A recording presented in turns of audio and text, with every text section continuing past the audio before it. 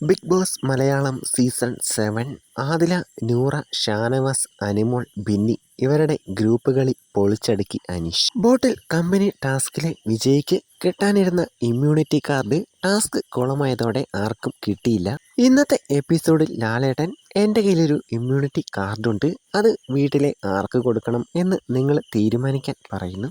ആര്യൻ്റെ പേരും ജിഷിൻ്റെ പേരും 2-3 പേര് പറയുന്നുണ്ട്.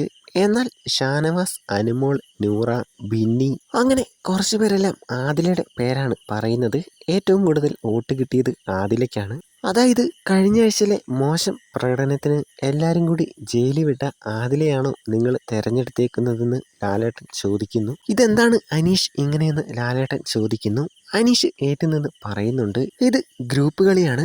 ആദിലയുടെ ഒപ്പം നിൽക്കുന്ന ഗ്രൂപ്പാണ് ആദിലയെ സെലക്ട് ചെയ്തത്. ഇവർ തന്നെയാണ് ജിഷിനെ ജയിലിലേക്ക് അയച്ചതും. ഞങ്ങൾക്കും അങ്ങനെയാണ് തോന്നിയത്. ഇമ്മ്യൂണിറ്റി കാർഡ് ആർക്കും കൊടുക്കുന്നില്ല എന്ന് ലാലേട്ടനും പറയുന്നു.